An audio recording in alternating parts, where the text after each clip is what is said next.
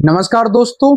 आज मैं आपके सामने क्रॉस एग्जामिनेशन की एक ऐसी विधि को बताने वाला हूं जो कि आपके क्रॉस एग्जामिनेशन को बहुत ही ज़्यादा मजबूत बना देगा और आपको क्रॉस एग्जामिनेशन करते समय कोई भी परेशानी नहीं आएगी।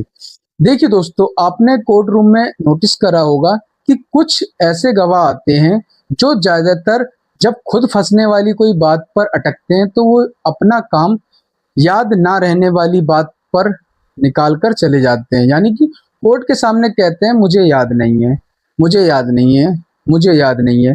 ये बात बोलकर अपने आप को बचाकर ले जाते हैं और ऐसे में आरोपी के ऊपर बर्डन आ जाता है, बर्डन ऑफ प्रूफ का।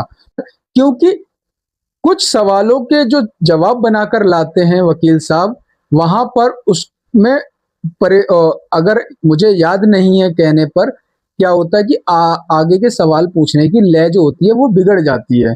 ऐसे में वकील साहब आगे क्या पूछना है वहां पर अटक जाते हैं।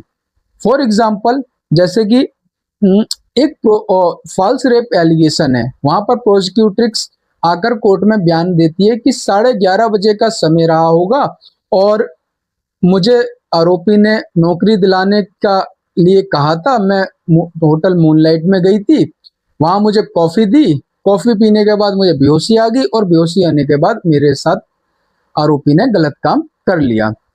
अब यहाँ पर सवाल पूछते हैं, जैसे जो वकील साहब रहे होंगे उसमें वकील साहब उनसे पूछते हैं कि जो आपको कॉफी दी थी वो कमरे में दी थी या लॉबी में दी थी। प्रोसिक्यूट्रिक्स कह देती है मुझे याद नहीं है। वकील साहब पूछते हैं जब आपको कॉफी दी थी या फिर आपको जब होटल में लेकर गए थे तो वहां पर आसपास कितने लोग खड़े थे। मुझे याद नहीं है। सवाल पूछते हैं वकील साहब कि आपको कॉफी के साथ कुछ स्नैक्स के लिए कुछ चाय बिस्कुट और बिस्कुट नमकीन वगैरह भी दी थी या नहीं दी थी। मुझे याद नहीं है। सवाल पूछते हैं वकील साहब कि जो अ, होटल का बिल था आरोपी ने वो अपने कमरे में दिया था या फिर मतलब कि काउंटर पर दिया था। तो वो कहती मुझे याद नहीं है। आप आपको जब वो होटल में लेकर आए थे तो वो किस गाड़ी से लेकर आए थे या फिर आप किस गाड़ी से आई थी। मुझे याद नहीं है। ये कहकर या फिर जैसे आपको जो आरोपी ने वेटर को कोई टिप दी थी या नहीं थी। मुझे याद नहीं है।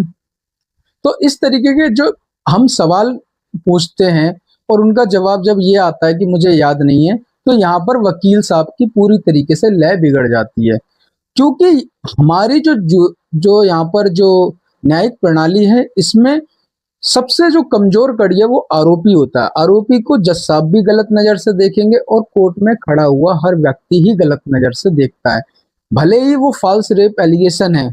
मगर यहाँ पर क्या होता है, जज साहब की पूरी तरीके से मानसिक ये रहेगी कि सामने वाला जो बंदा है ये क्रिमिनल है।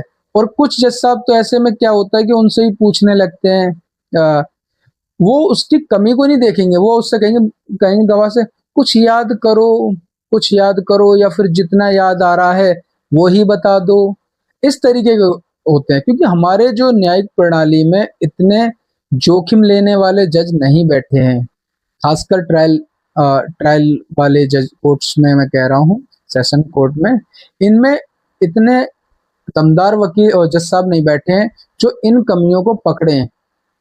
वो क्या करेंगे, वो सिर्फ पहले से ही सोच के बैठे हैं कि मुझे इसे सजा देनी है, मुझे इसे बचने का मौका नहीं देना है। तो ऐसे में हमारे जो वकील साहब होते हैं उनके लिए आर्गूमेंट उसमें क्रॉस एग्जामिनेशन करना बहुत ही ज्यादा खतरनाक हो जाता है और मुश्किल में पड़ जाता है। एक एग्जाम्पल और देता हूँ और उसी एग्जाम्पल से मैं इसका सॉल्यूशन बताऊंगा कि सॉल्यूशन किस तरीके से होगा और कैसे आप ऐसे सवालों से बच सकते हैं।